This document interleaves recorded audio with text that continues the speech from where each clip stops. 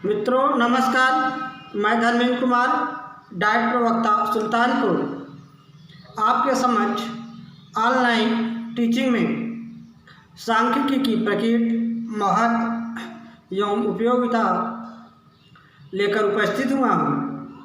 इस ऑनलाइन शिक्षण में आप सभी प्रशिक्षुओं का व प्रतिभागियों का स्वागत है।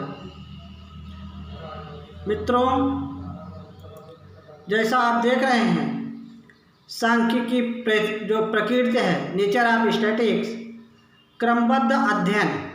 जो स्टैटिक्स है वह साइंस की तरह क्रमबद्ध अध्ययन करती है, यानी कि सीरियल बाय सीरियल एक क्रम से वह स्टेप बाय स्टेप अध्ययन करती है। पहले डाटा कलेक्शन करेगी, उसके बाद उसका वर्गीकरण करेगी, चयन करेगी, प्रस्तुतिकरण करेगी, व्याख्या करेगी। इस प्रकार से वह क्रमबद्ध अध्ययन करते हुए आगे बढ़ती है। दूसरी प्रकृति है निश्चित एवं सुव्यवस्थित रीतियाँ।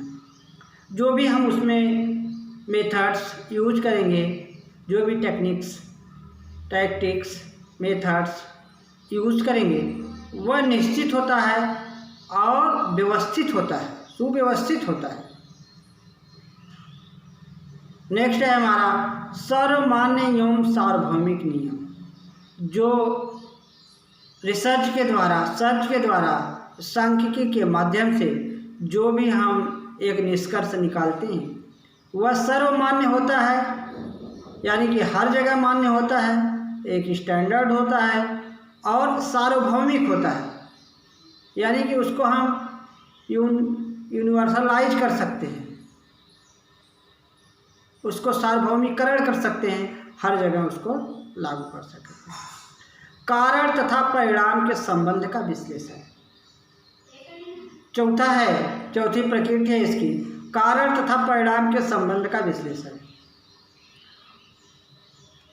किसी घटना को लेके, किसी तथ्य को लेके, किसी की अध्ययन को लेकर के क्या कारण है और उसका क्या परिणाम है, और कारण और परिणाम के संबंध में क्या का विश्लेषण करते हैं, क्या संबंध है, उसको जान करके उसका विश्लेषण करते हैं। जैसे एक एग्जाम्पल के माध्यम से हम इसको समझेंगे कि कोरोना काल में जो बच्चे हैं, जो हमारे प्रशिक्षु हैं, डीएलएड के प्रशिक्षु हैं, कुछ प्रशिक्षु चाह रहे हैं कि हमें क्लास में प्रमोट कर दिया जाए, कुछ प्रशिक्षु चाह रहे हैं कि एग्ज़ाम हो। अब इसमें कारण जो भी है, कुछ प्रशिक्षु ऐसा चाह रहे हैं कि समय बहुत हो गया है, हमारा नुकसान हो रहा है, समय का नुकसान हो रहा है, इसलिए हमें प्रमोट कर दिया जाए। कुछ प्रशिक्षु ऐसे हैं जो यह चाह रहे हैं कि हमारा पिछला रिकॉर्ड किसी वजह से गड़बड़ हो गया है, ख़राब हो गया है, रिजल्ट सही नहीं आया है, हम इसमें और बेहतर कर सकते हैं, अच्छा परिणाम हमारा आएगा, अच्छा रिजल्ट आएगा, इसलिए वह चाह रहे हैं कि प्रमोट न किया जाए क्लास को। तो कारण हमारा यह है कि प्रमोट किया जाए कि न किया जाए, या एग्जाम हो। परिणाम, अब प्रमोट करने के बाद क्या परिणाम आएगा, उसमें हो सकता है कुछ बच्चे कोर्ट भी जा सकते हैं, या कुछ बच्चे जो नाराज़गी भी जाहिर कर सकते हैं। अगर एग्ज़ाम होता है तब भी उसका परिणाम कुछ अलग आ सकता है, क्योंकि कोविड-19 के कारण कुछ ने अच्छी पढ़ाई की है, कुछ लोगों ने लापरवाही की है, तो उसका परिणाम भी अलग आ सकता है। तो कारण तथा परिणाम का एक जो संबंध है, उसमें हम पूर्वानुमान लगा के उसका विश्लेषण करते हैं, और विश्लेषण करने के बाद, एनालिसिस करने के बाद एक रिजल्ट पर पहुंचते हैं। गतिशीलता, जो सांख्यिकी हमारी है वह गतिशील है, उसमें गतिशीलता है, फ्लेक्सिबिलिटी है, लचीलापन है। नेक्स्ट है पूर्वानुमान की क्षमता, यानी कि किसी भी कारण का, किसी भी तथ्य का हम पूर्वानुमान भी लगा सकते हैं। कैसे पूर्वानुमान लगा सकते हैं? कोई घटना या कोई तथ्य या कोई बच्चा, मान लीजिए कोई बच्चा हमें मिल जा रहा है, हम उसका टेस्ट ले करके, उससे बात व्यवहार कर करके उसके बारे में हम जान सकते हैं कि इसका इंटरेस्ट ऑफ एरिया क्या है, इसका अचीवमेंट कितना है, इसका एटीट्यूड क्या है, इसकी रुचि किस में है।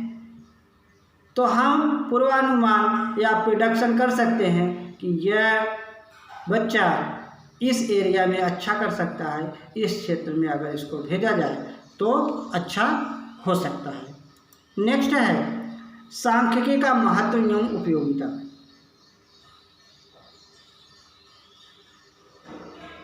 सांख्यिकी का महत्व एवं उपयोगिता, एक स्लाइड आगे चली गई है, हम प्रीवियस पे जाना चाह रहे हैं। सांख्यिकी का महत्व एवं उपयोगिता।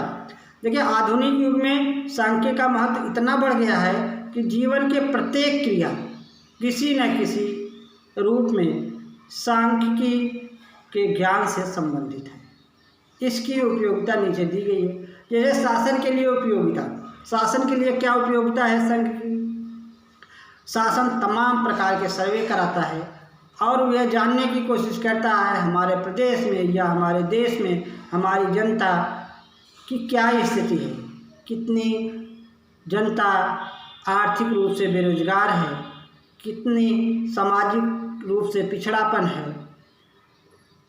किसको भोजन मिल रहा है, किसको भोजन नहीं मिल रहा है, कितने लोग गरीब हैं, कितने लोग अमीर हैं, हमें किस प्रकार की व्यवस्था करनी चाहिए कि उनकी समस्याओं का समाधान हो सके। यह सब सारी की सारी बातें सांख्यिकी के डाटा कलेक्शन से सरकार को प्राप्त होती है और सरकार, शासन उसकी व्यवस्था, उसका एनालिसिस करके, डाटा का एनालिसिस कर करके, उसका विश्लेषण कर करके, एक रिजल्ट निकाल करके उसका सलूशन या उसका परिणाम, उसका हल, समस्या का समाधान वह अपने जनता को देता है। नियोजन के क्षेत्र में, प्लानिंग के एरिया में, प्लानिंग, कोई भी प्लानिंग हो उसमें सांख्यिकी की ज़रूरत पड़ती है। हम अपने डाइट के नियोजन के बारे में अगर चर्चा करें तो डाइट के बारे में प्लानिंग क्या है। जैसे हमारे प्रशिक्षु हैं, उनको पढ़ाना है तो टाइम टेबल कैसे बने, कौन सा पीरियड पहले लगाया जाए, कौन सा पीरियड बाद में लगाया जाए, और कितने कितने घंटे का होना चाहिए, कितने कितने मिनट का होना चाहिए, और क्या क्या उसमें सम्मिलित किया जाना चाहिए। सब्जेक्ट के अलावा को करिकुलर एक्टिविटी सम्मिलित किया जाए, खेल खिलाया जाए बच्चों को, ऐसे सेमिनार रखे जाएं, ऐसे वेबिनार रखे जाएं जिससे बच्चों का उत्साहवर्धन भी हो सके और बच्चे अधिक से अधिक अचीवमेंट कर सके। ऐसी प्लानिंग किया जाए कि उसमें जो हमारी ज्ञानेंद्रियां हैं, आँख, कान, नाक, त्वचा, यह ज़्यादा से ज़्यादा उसमें शामिल हो, जिससे अगर हम ऐसा संप्रेषण कर सकें, ऐसे शिक्षण व्यवस्था कर सकें जिसमें ज़्यादा से ज़्यादा ज्ञानेंद्रियां शामिल हों, आँख भी शामिल हो, कान भी शामिल हो, नाक भी शामिल हो, मुंह भी शामिल, जीभ भी शामिल हो, तो ज़्यादा से ज़्यादा अचीवमेंट होगा। यह सब पूरी प्लानिंग, पूरा सिस्टम, डायट प्रचार से लेके diet lecturer, clerk, student, force कर्मचारी, सबको एक प्लान करके सांख्यिकी ही देती है और वह प्लानिंग के तहत एक अच्छा रिजल्ट निकालती है। वाणिज्य एवं उद्योग के क्षेत्र में मित्रों, वाणिज्य एवं उद्योग के क्षेत्र में हम देखेंगे, जैसे आजकल हमारी पूर्ति क्या है, हमारी डिमांड, यानी कि डिमांड और सप्लाई। डिमांड कितना है, सप्लाई क्या हो रही है कि नहीं हो रही है, यह सब हमें सांख्यिकी से मिलता है। उद्योग के क्षेत्र में है, कौन सी चीज़ की, कौन सी वस्तु की जनता की ज़रूरत है, उसको बढ़ावा देने की ज़रूरत है, हमें आवश्यकता है, आवश्यकता ही आविष्कार की जननी है, आपको पता है। तो कौन सा उद्योग चलाया जाए और जनता के, समाज की आवश्यकताओं को पूरा हो सके, उद्योग के तहत, वाणिज्य के तहत हम उसको पूरा करें, यह हमें सांख्यिकी की उपयोगिता यहाँ सार्थक होती है।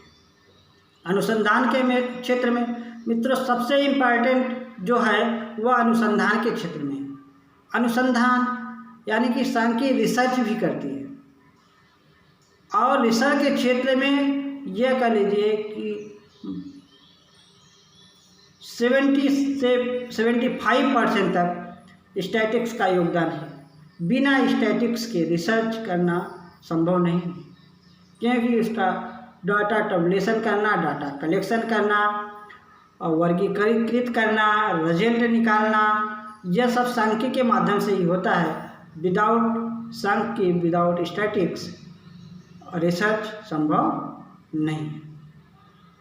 नेक्स्ट है मित्रों, सामाजिक एवं आर्थिक घटनाओं में, सामाजिक एवं आर्थिक घटना, सांख्यिकी का उपयोग या महत्व सामाजिक एवं आर्थिक घटनाओं में होता है। किस समाज में क्या चल रहा है, कौन सा समाज हमारा पिछड़ा है, कौन सा आगड़ा है, कौन सा समाज सेल्फ डिपेंड है, कौन सा समाज रोजगार कर रहा है, कौन सा समाज रोजगार से वंचित है, और जो रोजगार है वह आर्थिक से रिलेटेड है। अगर रोजगार समाज को मिला है तो उसकी आर्थिक मजबूती होगी, और अगर समाज को रोजगार नहीं मिला है तो आर्थिक मजबूती नहीं होगी। तो इस सब की जानकारी स्टैटिक्स हमें देती है, सांख्यिकी देती है। शिक्षा एवं मनोविज्ञान के क्षेत्र में देखिए, ये भी बहुत इम्पॉर्टेंट पॉइंट है। शिक्षा एवं मनोविज्ञान के क्षेत्र में शिक्षा एवं मनोविज्ञान एक सिक्के के दो पहलू हैं, यानी कि शिक्षा मनोविज्ञान का कम्प्लीमेंट है, मनोविज्ञान शिक्षा का कम्प्लीमेंट है।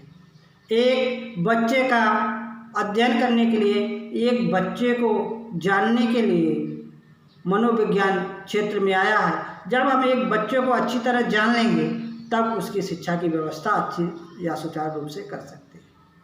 कैसे एक बच्चे को जानना है, उसके एज के अकॉर्डिंग उसका कैसा सिलेबस प्रोवाइड किया गया है, कैसा करिकुलम उसका है, कहीं उसका डिफ़िकल्टी लेवल ज़्यादा तो नहीं है, कहीं डिफ़िकल्टी लेवल कम तो नहीं है। इंटेलिजेंस टेस्ट करेंगे, वो बच्चा किस पोजीशन पे है इंटेलिजेंट में, वह मंद बुद्धि तो नहीं है, वह इंटेलिजेंट तो नहीं है, वह सामान्य है, तो हम सामान्य व्यवस्था उसकी करेंगे। उसका एटीट्यूड कैसा है, उसका इंटरेस्ट कैसा है, वह किस एरिया में जाना चाहता है। हो सकता है वह ट्रेडिशनल वे में नहीं पढ़ना चाहता, कुछ अलग ढंग से पढ़ना चाह रहा है। तो मनोविज्ञान हमें बताएगा कि उस बच्चे के लिए हम कैसी शिक्षा प्रोवाइड करें।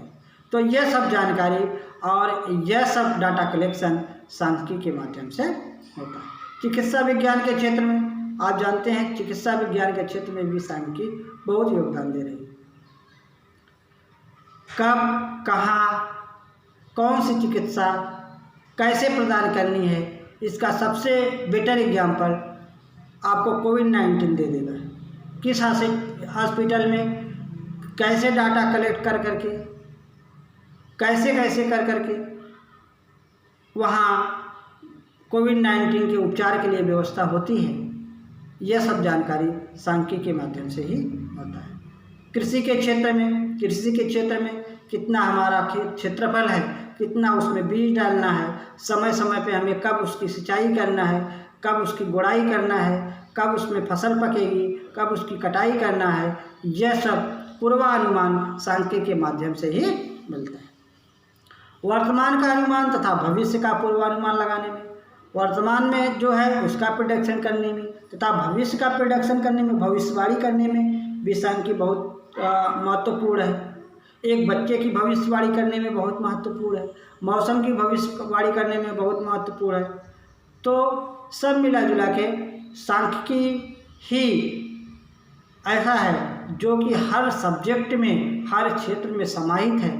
बिना सांख्यिकी के कोई भी सब्जेक्ट पंगु है, वह आगे बढ़ने में असमर्थ है और वह कंप्लीट नहीं है।